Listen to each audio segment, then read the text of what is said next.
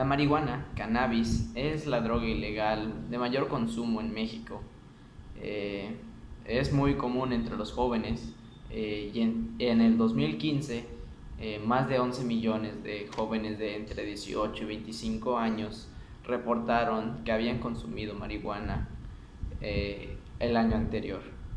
Según las encuestas Observando el Futuro, los índices de consumo de cannabis entre los estudiantes de escuela media y de secundaria han disminuido o se han mantenido sin cambio en los últimos años. Después de haber demostrado en varios años de aumento, sin embargo, son cada vez más los jóvenes que piensan que el consumo de la marihuana, cannabis, es riesgoso.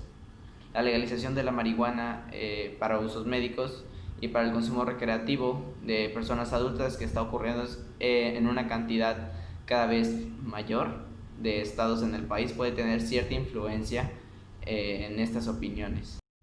¿Qué es la cannabis y qué efectos tiene? Cabe aclarar que al momento de hablar de cannabis uno cree que se puede catalogar en una simple planta que tiene un efecto único. Sin embargo, la cannabis tiene diversas especies con diferentes propósitos y efectos. La cannabis sativa, por ejemplo, y cannabis indica son dos de las especies de las tres especies que existen de la cannabis. La tercera especie, Cannabis ruderalis, es menos atractiva ya que su índice de THC es un poco menor y esto pues suele tener pues efectos muy leves, entonces no llega a una alta demanda. La especie sativa, en el caso de las plantas de cannabis, es una especie de clima cálido caracterizada por plantas altas y hojas delgadas.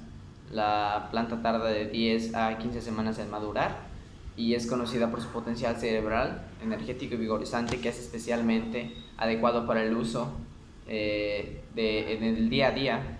Claro, en el uso médico se puede utilizar para ayudar a las personas con depresión y dolor crónico. Ahora, hablando de la especie de la índica, en este caso es una especie de clima más frío, con plantas más cortas, densas y hojas más anchas. La maduración demora entre 6 y 8 semanas y es un tiempo más alargado en el cultivo que la sativa, y generalmente tiene un mayor rendimiento en cuanto a sus componentes activos dentro del sistema, a diferencia de lo que es la sativa. ¿Qué efectos tiene la cannabis? La cannabis tiene efectos que pueden llegar a afectar al cerebro de corto a largo plazo. Efectos a corto plazo. Cuando una persona fuma cannabis, el THC pasa rápidamente de los pulmones hacia la sangre. La sangre transporta entonces la sustancia química al cerebro y a otros órganos del cuerpo. Si la persona ingiere o bebe el THC, el organismo lo absorbe mucho más lento debido a que se trata de un sistema ya más digestivo y en este caso se llega a detectar mucho más tarde la sustancia de THC dentro del alimento o bebida. En ese caso los efectos se sienten por lo general entre 30 y 60 minutos después de haber consumido la droga. El THC actúa sobre ciertas células receptoras específicas en el cerebro, las células que normalmente reaccionan a sustancias químicas naturales similares al THC. Esas sustancias químicas naturales se desempeñan en un papel para el desarrollo y el funcionamiento normal del cerebro. La cannabis sobreestimula las áreas del cerebro que contienen la mayor cantidad de estos receptores, haciendo que genere lo que se llama euforia, que es lo que experimenta la persona al fumar THC, entre otros síntomas, claro, como la alteración de la percepción, que puede llegar a ser el hecho de que los colores resulten mucho más brillantes al momento de verlos. Los efectos a largo plazo. La cannabis también afecta el desarrollo del cerebro. Cuando una persona comienza a consumir marihuana en la adolescencia, la droga puede reducir la capacidad de pensar, la memoria y las funciones cognitivas, funciones de aprendizaje. y puede afectar la manera en que el cerebro establece conexiones entre las áreas que son necesarias para realizar estas funciones. Los investigadores todavía continúan estudiando cuánto tiempo duran los efectos de la marihuana y si alguno de los cambios que causa podría ser permanentes. Por ejemplo, un estudio en Nueva Zelanda realizado en parte por los investigadores de Duke University demostró que las personas que comenzaron a fumar mucha cannabis en la adolescencia y continuaron consumiéndola perdieron en promedio 8 puntos de coeficiente intelectual entre los 13 y los 38 años de edad. Las personas que abandonaron la marihuana siendo adultos no recuperaron totalmente la capacidad mental que han perdido, y pues quienes habían comenzado a fumar marihuana en la edad adulta no mostraron una disminución notable del coeficiente intelectual. Uso medicinal o cannabis medicinal. Si bien se usan indistintamente, significan lo mismo. El uso terapéutico muchas veces ocurre en ausencia de los criterios que dan al cannabis la calidad medicinal. Se llama cannabis de grado médico, que tiene un control de calidad, cuya producción es estandarizada y que cumple con las normas internacionales para medicamentos herbales.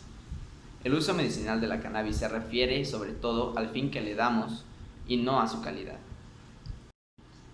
Los usos o efectos medicinales que tiene la cannabis. Los usos potenciales beneficiosos pueden verse en muchas enfermedades, debido a que casi todos los órganos y sistemas tienen sitios para que puedan ejercer su efecto por la acción de los principios activos de la planta, los cannabinoides.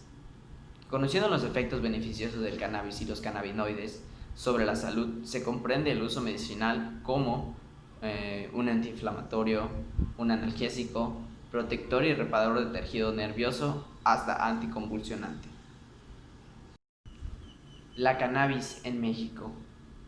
En noviembre del 2015, la Suprema Corte de la Justicia de la Nación determinó que la prohibición del uso personal de la cannabis es inconstitucional, porque atenta contra el derecho al libre desarrollo de la personalidad. A partir de ese momento, la Corte mexicana ha fallado en el mismo sentido en 4 casos más, con lo que obligó al Congreso del país norteamericano a modificar varios artículos de la Ley de la Salud y abrió la puerta para la regulación de la producción, comercio y consumo del cannabis. Poco antes de que se cumpliera el plazo fijo para la Corte para la regulación del uso del cannabis, el propio coordinador de Morena, el partido que actualmente es del gobierno en el Senado mexicano, Ricardo Monreal, reconoció que había presiones indebidas por parte de la industria y las farmacéuticas para poder influir en el proyecto de ley, y decidió intervenir para poder enfriar de alguna manera esta discusión, debido a que se disputaba mucho el hecho de quién podría entrar primero para empezar con este gran negocio que sería el cannabis.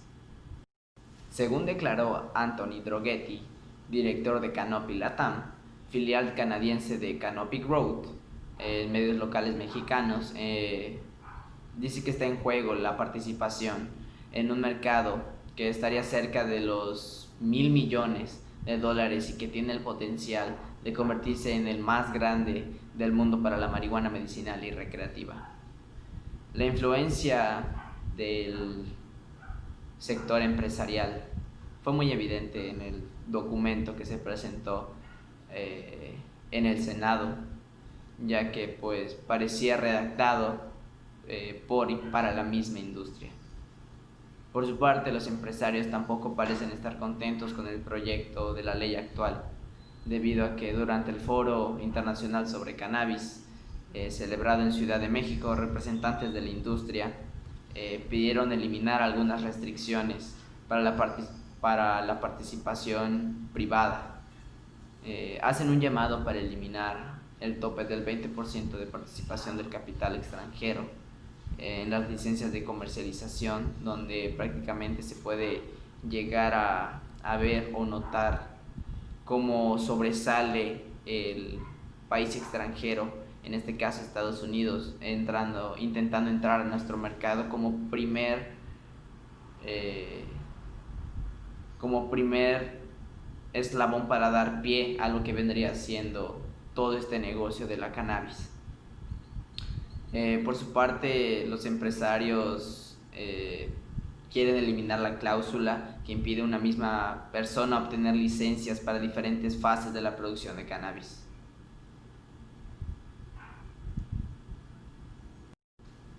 En conclusión, para poder comprender este tema de la legalización es necesario conocer qué es lo que está pasando al menos a un nivel mundial con este tema.